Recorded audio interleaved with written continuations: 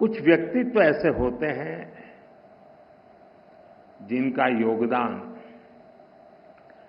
किसी एक कालखंड तक सीमित नहीं रहता, किसी एक भूभाग तक सीमित नहीं रहता। प्रोफेसर एमएस स्वामीनाथन ऐसे ही महान वैज्ञानिक थे, मां भारती के सपूत थे। उन्होंने विज्ञान को जन सेवा का माध्यम बनाया। देश की खाद्य सुरक्षा को, फूड सिक्योरिटी को उन्होंने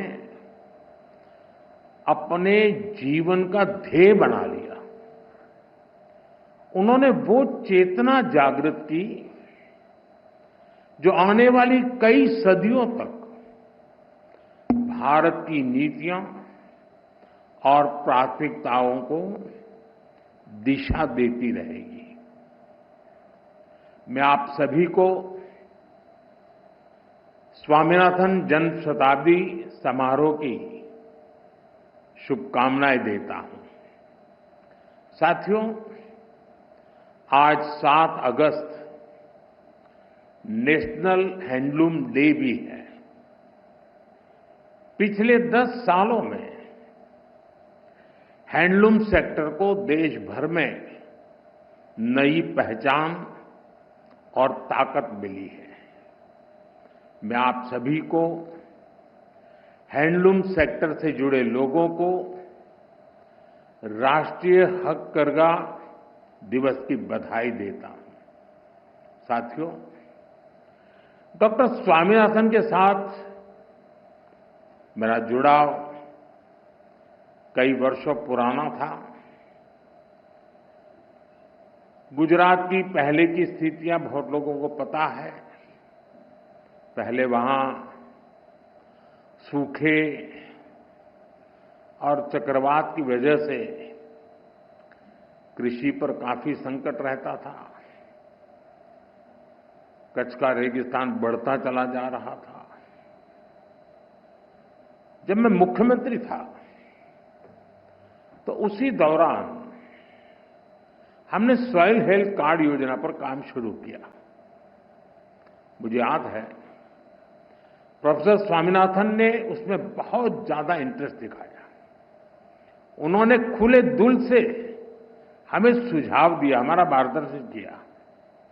उनके योगदान से इस पहल को जबरदस्त सफलता भी मिली। करीब 20 साल हुए जब मैं तमिलनाडु में उनके रिसर्च फाउंडेशन के सेंटर पर गया था। साल 2017 में मुझे उनकी लिखी किताब the quest for a world without hunger उसको रिलीज करने का मौका मिला था। साल 2018 में जब वाराणसी में इंटरनेशनल राइस रिसर्च इंस्टीट्यूट के रीजनल सेंटर का उद्घाटन हुआ तो भी उनका मार्गदर्शन हमें मिला। उनसे हुई हर मुलाकात मेरे लिए एक लर्निंग एक्सपीरियंस होती थी। उन्होंने एक बार कहा था, science is not just about discovery but delivery. और उन्होंने इसे अपने कार्यों से सिद्ध किया। वो केवल रिसर्च नहीं करते थे बल्कि खेती के तौर तरीके बदलने के लिए किसानों को प्रेरित भी करते थे। आज भी भारत के एग्रीकल्चर सेक्टर में उनकी अप्रोच, उनके विचार हर तरफ नजर आते हैं। वो सही मायने में मां भारती के रत्न थे। मैं इसे अपना सौभाग्य मानता हूं कि डॉक्टर स्वामीनाथन को हमारी सरकार में भारत रत्न से सम्मानित करने का सौभाग्य मिला। साथियों, डॉक्टर स्वामीनाथन ने भारत को खाद्यान्न में आत्मनिर्भर बनाने का अभियान चलाया।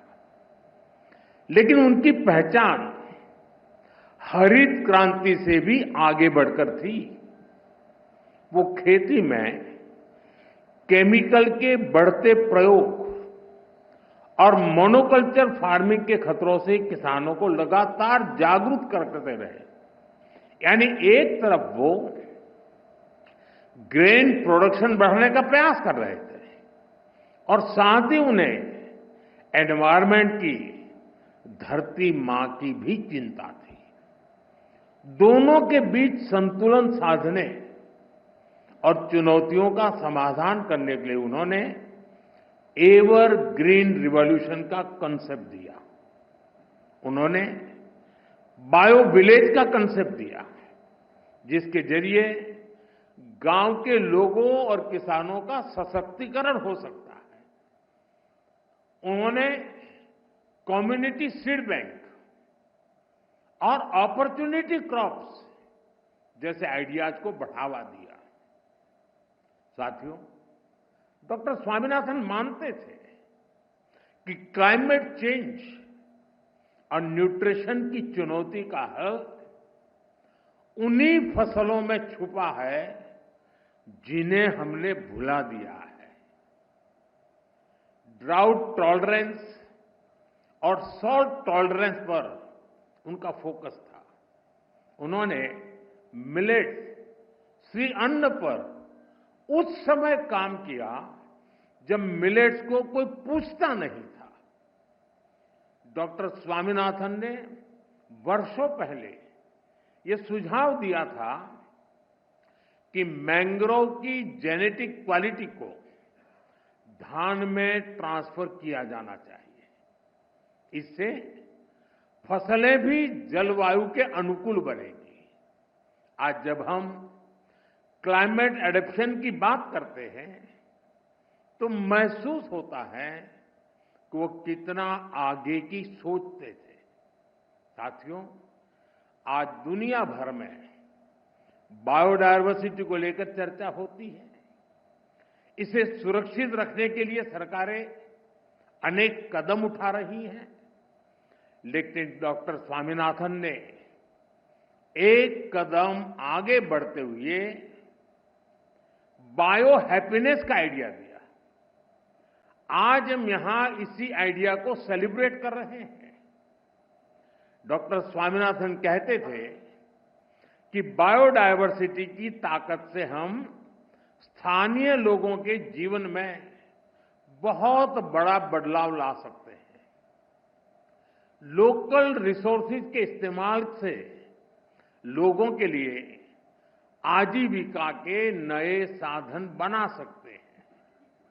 और जैसा उनका व्यक्तित्व था, अपने आइडियाज को वो जमीन पर उतारने में माहिर थे।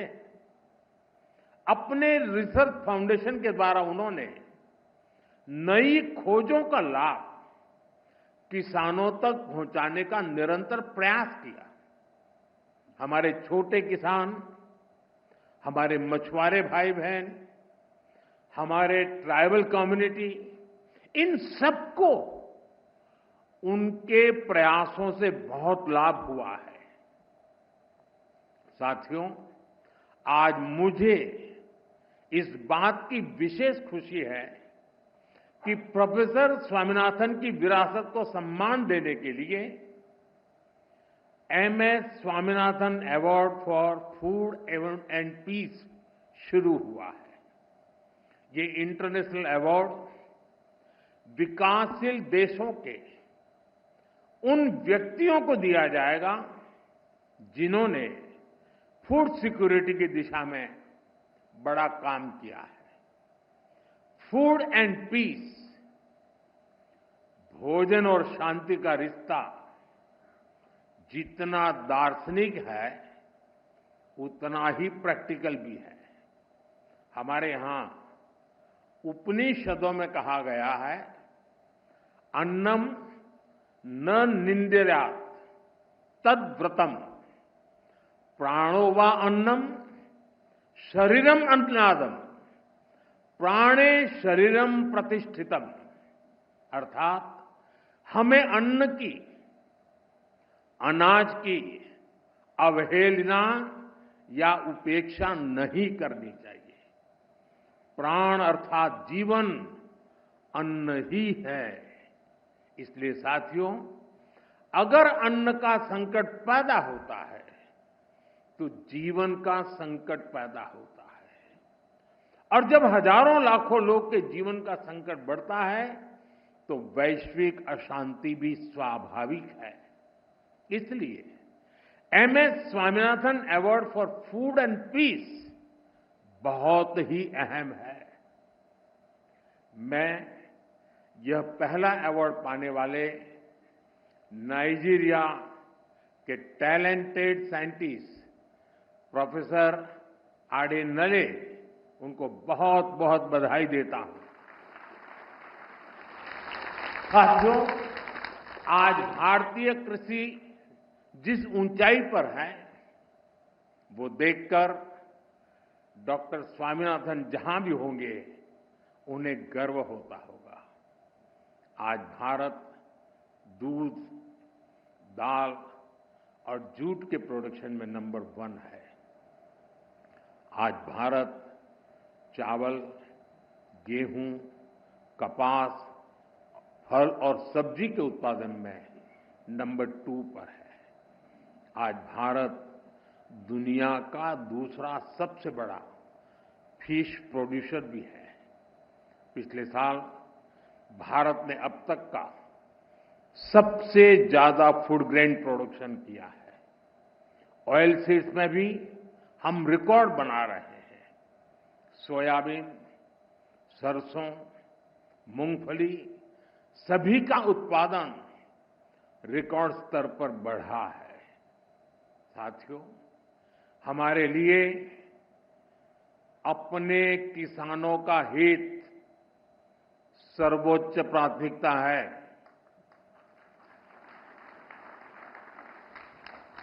भारत अपने किसानों के, पशुपालकों के और मछुआरे भाई बहनों के हितों के साथ कभी भी समझौता नहीं करेगा।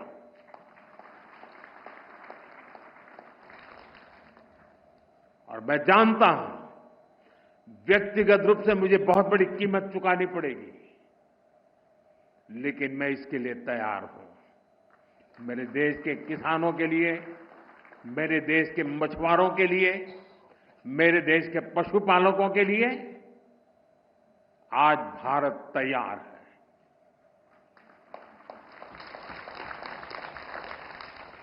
किसानों की आय बढ़ाना,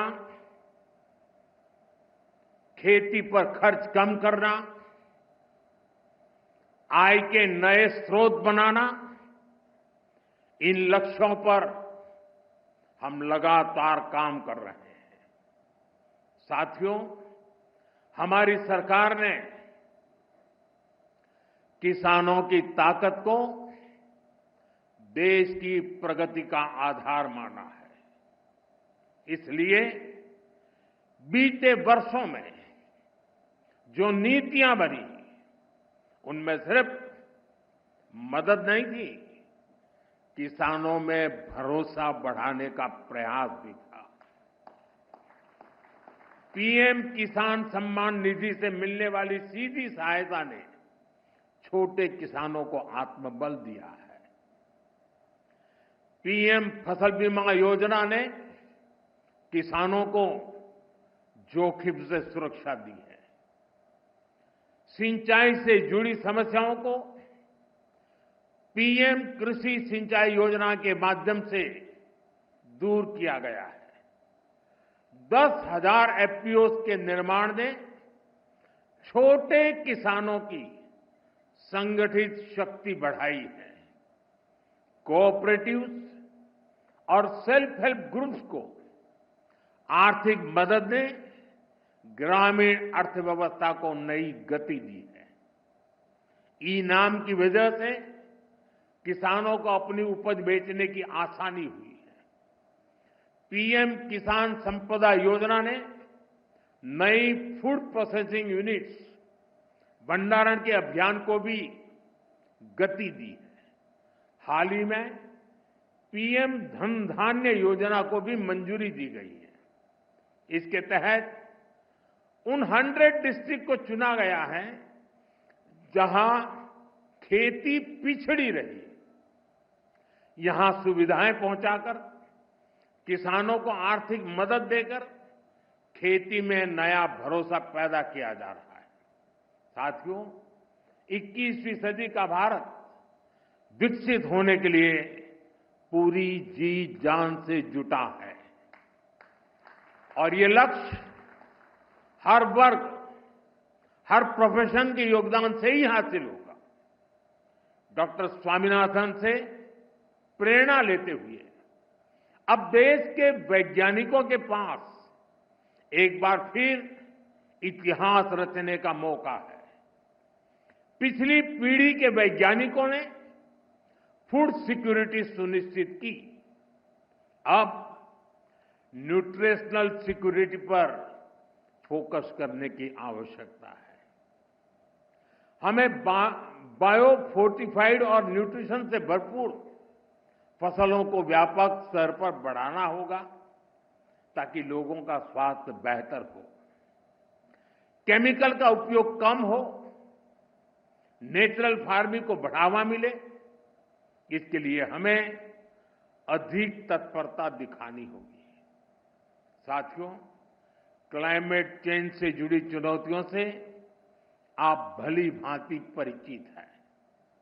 हमें क्लाइमेट रेजिलिएंट क्रॉप्स की ज्यादा से ज्यादा वैरायटीज को विकसित करना होगा। ड्राउट टॉलरेंट, हीट रेजिस्टेंट और फ्लड एडेप्टिव फसलों पर फोकस करना होगा। फसल चक्र कैसे बदला जाए, किस मिट्टी के लिए क्या उपयुक्त है, उस पर अधिक रिसर्च होनी चाहिए। इसके साथ ही हमें सस्ते सॉइल टेस्टिंग टूल्स और न्यूट्रिएंट मैनेजमेंट के तरीके से उसको भी विकसित करने की आवश्यकता है। साथियों, हमें सोलर पावर्ड माइक्रो इरिगेशन की दिशा में और ज्यादा काम करने की आवश्यकता है। ड्रिप सिस्टम और प्रिसिशन इरिगेशन को हमें ज्यादा व्यापक और असरदार बनाना होगा। क्या हम सैटेलाइट डेटा, एआई और मशीन लर्निंग को जोड़ सकते हैं? क्या हम ऐसा सिस्टम बना सकते हैं जो उपज का पूर्वानुमान दे सके, कीटों की निगरानी कर सके और बुआई के लिए गाइड कर सके? क्या हर जिले में ऐसा real time decision support system पहुंचाया जा सकता है? आप सभी एग्रीटेक स्टार्टअप्स को भी निरंतर गाइड करते रहिए।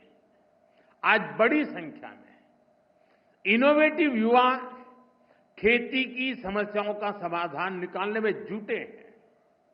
अगर आप जो अनुभवी लोग हैं, आप अगर लोग उन्हें गाइड करेंगे तो उनके बनाए प्रोडक्ट ज्यादा प्रभावशाली होंगे और यूजर फ्रेंडली होंगे। साथियों, हमारे किसान और हमारे किसान समुदायों के पास पारंपरिक ज्ञान का खजाना है। ट्रेडिशनल इंडियन एग्रीकल्चरल प्रैक्टिसेस और मॉडर्न साइंस को जोड़कर एक होलिस्टिक नॉलेज बेस तैयार किया जा सकता है। क्रॉप डाइवर्सिफिकेशन भी आज एक नेशनल प्रायोरिटी है। हमें अपने किसानों को बताना होगा कि इसका क्या महत्व है। हमें समझाना होगा कि इससे क्या फायदे होंगे। साथ ही ये भी बताना होगा कि ऐसा न करने पर क्या नुकसान होंगे। और इसके लिए आप बहुत बेहतर तरीके से काम कर सकते हैं। साथियों, पिछले साल जब मैं 11 अगस्त को यहां पूसा कैंपस में आया था तो कहा था कि एग्रीकल्चर टेक्नोलॉजी को लैब से लैंड तक पहुंचाने के लिए प्रयास बढ़ाएं।